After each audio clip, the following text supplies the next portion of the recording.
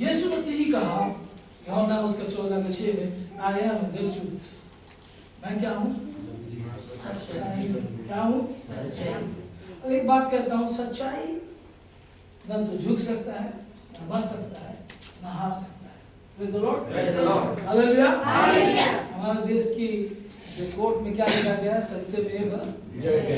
That means you can kill the truth and the truth will again jump out. अगर तुम सत्य को मार दे तो वो तीसरा दिन फिर से जीवित हो जाता है। Hallelujah. I tell you, it's not trying to believe, but it is knowing Him. Praise the Lord. अगर विश्वास करने के लिए कोशिश करना और खुद जान लेना है सच्चाई, इसमें फर्क है। हालेलुया। मैं अगर महेश बाबू को बोलूँगा, क्या तुम विश्वास करते हो कि तुम महेश हो, तो क्या बोलेगा? क्या बोलेगा? नहीं। क्या विश्वास करते हो? बोलो मैं जानता हूँ मैं महेश हूँ। ये जो अंदरूनी जानना, इसमें आज विश्वासी लोग बहुत पीछे। I know that whom I know him. मैं उनको जानता हूँ। ये जब तक नहीं होता है, मैं आपको एक सच्चाई बता रहा हूँ। मैं ये जुलाई में 60, कितना मेरा एज? 60। लेकिन 60 में को लोगों का, क्योंकि प्रभु के लोगों का कोई टाइम नहीं है। Hallelujah.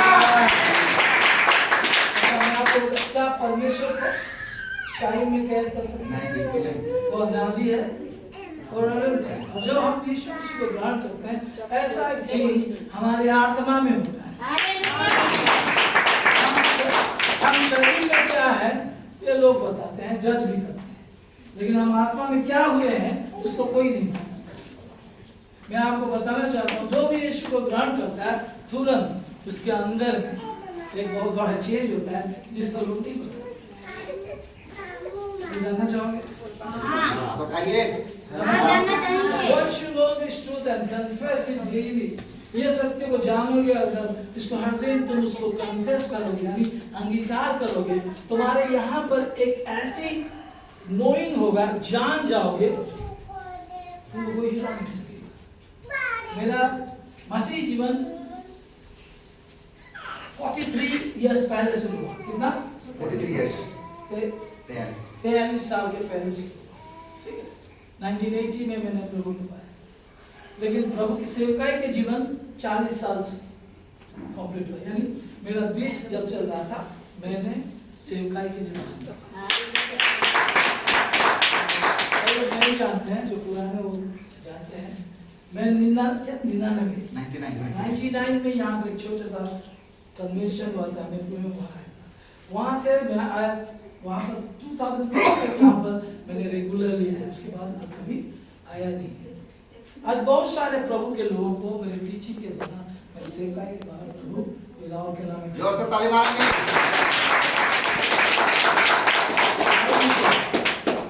Everything man does is temporary. Everything God does is eternal. मनुष्य जो कुछ भी करता है वो कुछ समय के लिए, लेकिन प्रभु जो करता है वो सदाकालिक होता है। मैं कर किया नहीं, मेरे द्वारा कुछ लोगों को प्रभु ने खड़ा किया, जो सेवकाई करेंगे उनको कोई रोक नहीं। मैं माध्यम था जो कि लोगों को विश्वास में स्थिर करता। आज भी कुछ फाउंडेशनल टीचिंग का, foundation of a house is the most important part of the house. एक घर का नींव ही सबसे इंपॉर्टेंट पार्ट है। घर बहुत सुंदर भी दिखता हो, अगर फाउंडेशन खराब है, कुछ दिन के बाद क्रैक हो जाएगा। होगा कि नहीं होगा? तो और एक सच्चाई मैं बताना चाहता हूँ, दिस जो लोग बोलते हैं क्रिश्चियन धर्म, मैं आपको बोलता हूँ, every religion is a set of rules prepared by man through some scriptural evidences to be observed in their daily life.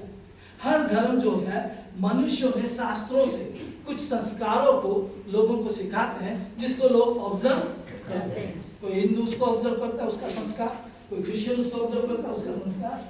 ये सब रिलीजन है, बट जीसस नेवर धर्म जो संस्कार देने He came to give us a life that is Hallelujah! कभी खत्म मैं आपको बोलता हूँ, आपका भूल चूक हो सकता है, लेकिन वो जीवन कभी खत्म नहीं। ऐसे दिखाते हैं कि वो लोग स्वर्ग का दूत जैसे हैं, उनके पास कोई पाप नहीं है, लोगों तुम पापी हो बोल के ही प्रचार करते हैं। लेकिन मैं आपको बताना चाहता हूँ, जिस दिन तुमने प्रभु को ग्रहण किया, तुम्हारे अंदर एक चेंज हुआ है। उसका 5:17 में लिखा है, if any man be in Christ, he is a new creation. जो मसीह यीशु में है वो एक नई सृष्टि होगा, नहीं लिखा है। हालेलुया। पुरानी बातें सब कुछ, मैं आपको बोलता हूँ कि कोई फिजिकल बात के बारे में नहीं बोला गया है, एक स्पिरिचुअल बात के बारे में बोला गया है। The God that we serve, अब जब यीशु मसीह कौन है? यीशु मसीह is the word of God. यीशु मसीह कौन है? परमेश्वर का वचन। जैसे मेरा वर्ड निकल रहा है, आपके पास जा रहा है, वैसे परमेश्वर का वचन इस दुनिया में देहधारी हो गया है। हालेलुया। तो वचन और परमेश्वर अलग हुआ क्या? हालेलुया। क्यों देहधारी हुआ? क्योंकि हम शरीर के कारण पाप के लिए दुर्बल थे, तो हमारे पापों की प्रायश्चित करने के लिए यीशु मसीह आया था। हमारे अधर्म के कारण, हमारे पापों के कारण वो कुचला गया।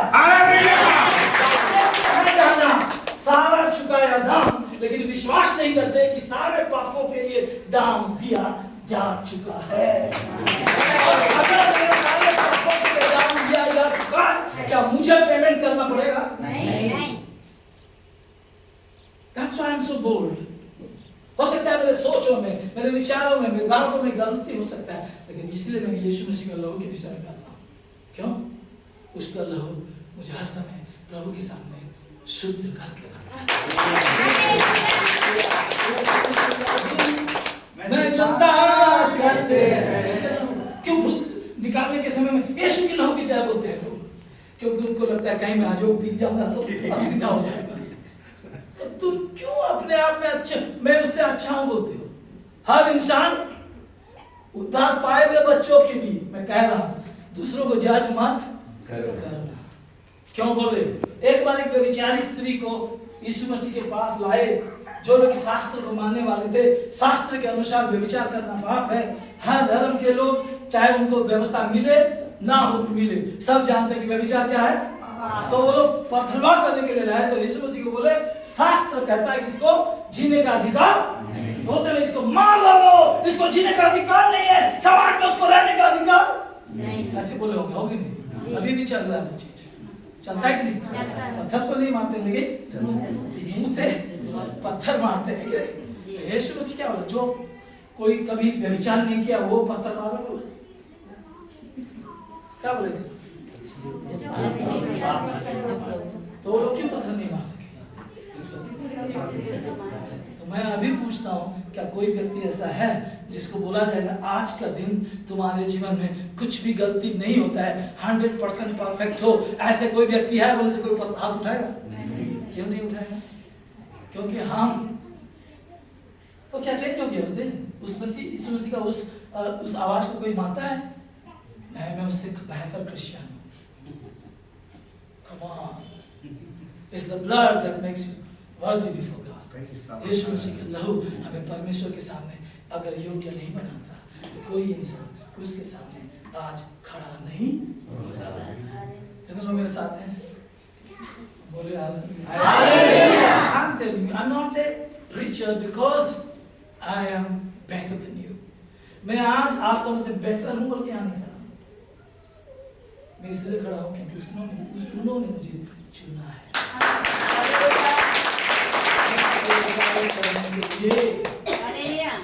हालेलुया। तो प्रभु ने हमें खुद पवित्र करता है। कौन पवित्र करता है? हम अपने आप को पवित्र, लोग सोचते हैं कि हम अपने आप को पवित्र करते हैं। मैं आपको वचन से दिखाऊंगा कि प्रभु हमको पवित्र करने के लिए क्या किया। पहले तो बलिदान किया। पहले क्या किया? अगर वो बलिदान नहीं होता तो कोई इंसान उसके सामने खड़ा नहीं। दूसरा, जो यीशु को ग्रहण करता है, पहला उसका चेंजेस उसका आत्मा में होता है। कहाँ पर होता है? मैं आपको एक सच्चाई बता रहा हूँ। मनुष्य का सच्चाई क्या है? मनुष्य एक आत्मा है। मनुष्य क्या है? आप लोग क्या है? लोग बोलते हैं मेरे शरीर। आप शरीर में रहते हैं, शरीर से आत्मा को निकाल दो क्या हो जाता है? तो मनुष्य क्या है? लोग बोलते हैं ओ नहीं रहा, कहाँ चला गया? हम तो सोया है, तुझसे पड़ी शरीर पड़ा है, क्या चला गया? सब बोले मनुष्य क्या है? हम शरीर तो बनाते हैं, थोड़ा बोलता है ये किसका 2% है, किसको 80% है, किसको 50%। इसीलिए आज चर्च में एक दूसरे का क्या चलता है? चुगली और जजमेंट। जब हम बड़े हो जाते हैं घरों में ना, इस प्रकार की सोच खत्म हो जाती है। मेरे को अन्याय किया हुआ व्यक्ति को भी प्रेम कर सकता है। मैं जानता हूँ वो अज्ञानता से कर रहा है, वो नहीं जानता है अदृश्य परमेश्वर का सामर्थ्य। हेलो, बोलिए मैं भाग्यशाली हूँ, इतना बड़ा परमेश्वर मेरे आत्मा में बसना चाहिए। यही और इसको हर दिन बोलना शुरू कीजिए। ठीक है? हे बालकों पढ़ो। हे बालकों तुम परमेश्वर के हो। एक मिनट, कोई ओडिया बाइबल रखा है? कोई भी ओडिया नहीं रखा है? प्रथम जॉन 4:4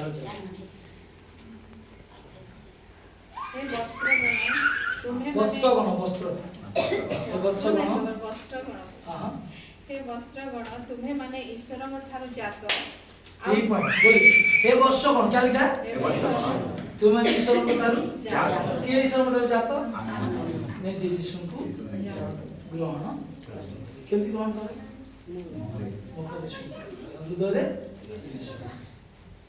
जीसु तुम्हें विश्वास मृत्यु उठी अच्छे ये दुईटा जिन करूँ आम जीसु को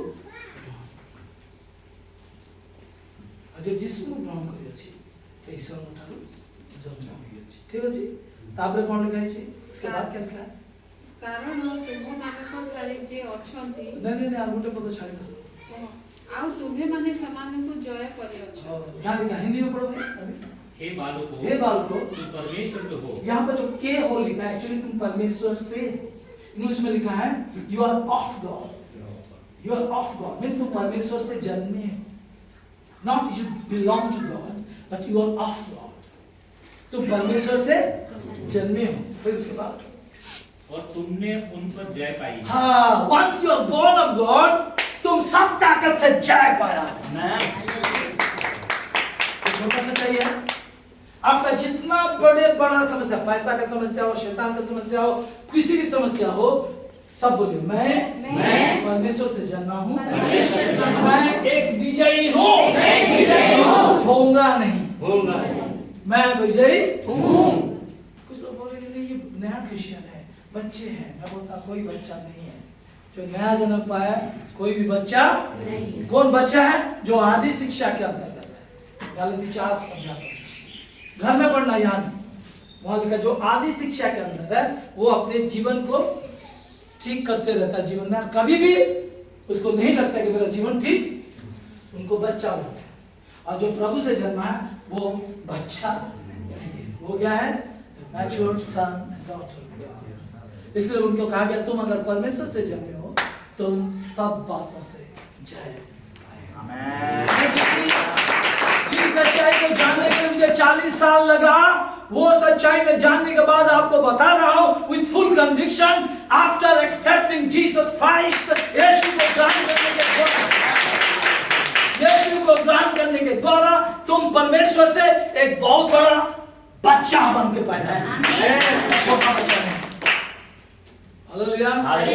लेकिन एक बात, इसको बार बार आप कहेंगे तब जाके आपके भीतर में बिलीफ सिस्टम चेंज। देखिए एक औरत को, एक लेडी को लहू बहने का रोग था, जानते हो कहानी? क्या था? कितना साल से? कितना साल से? 12 साल। खाली उन्होंने सुना कि यीशु लोगों को क्या कर रहा है, क्या किया वो? सुना। क्या किया? सुना।